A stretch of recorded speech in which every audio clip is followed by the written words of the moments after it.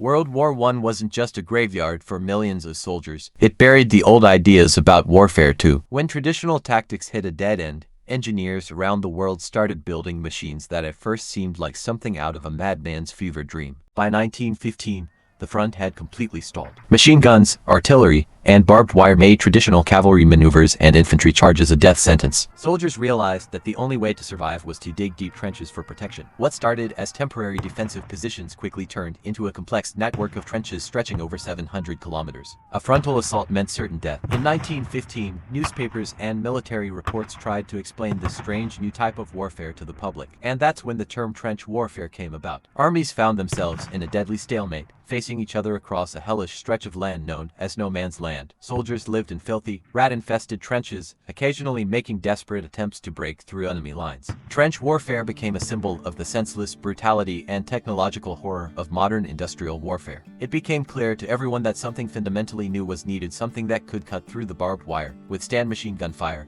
and break through enemy defenses. The British were the first to find an answer. In September 1916, the first land ships appeared on the battlefield, tanks.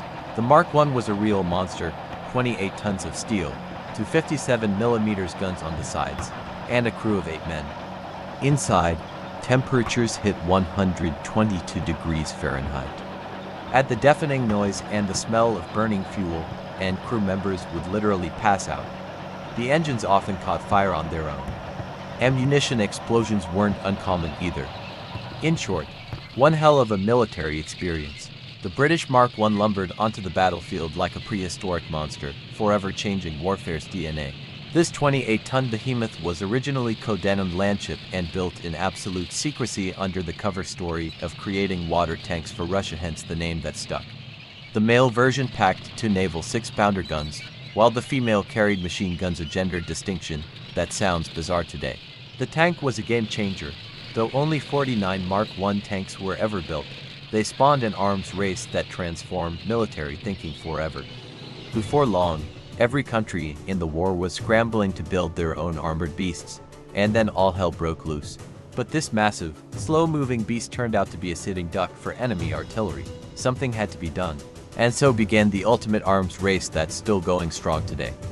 Tanks and artillery got locked in an endless game of who's gonna win this thing. Americans decided to do their own thing.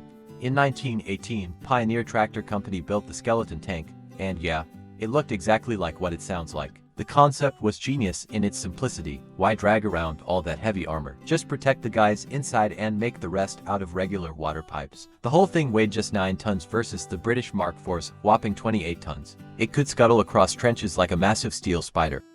The Russians took a totally different approach. Captain Nikolai Lebedenko built a genuine beast, the Tsar tank. We're talking about wheels 30 feet in diameter, the height of the 3-story house, 15 crew members. It was like they were trying to create a battleship that could roll on land. But this massive machine was basically a giant with feet of clay. On its first test drive, it got completely bogged down in the Russian mud outside Moscow. While everyone else was building monsters, the French invented the future. The Renault FT-17, the first tank with a rotating turret. Louis Renault got it right. A tank shouldn't be a fortress, it should be fast and nimble. Just a 2-man crew, weighing only 6.5 tons, but talk about effective. This exact layout, engine in back, turret on top, driver up front, became the gold standard for the next 100 years. Tanks weren't the only experiments of that war. Combat aircraft showed up, everything from reconnaissance planes to fighters. Flamethrowers, submarines, radio communications. The war became a testing ground for technological breakthroughs. Chemical weapons literally turned battlefields into lunar landscapes. A lot of those wartime experiments ended up being dead ends. The skeleton tank remained a one-off. The Tsar tank ended up rotting in some Russian forest. But those ideas from the Great War eventually bloomed into world-changing technologies. Tanks, aircraft, radio communications, chemical engineering, all of it was born in the muddy trenches of WWI. World War I showed us that when we're pushed to the extreme, humans can achieve amazing technological leaps. But man, what a price to pay.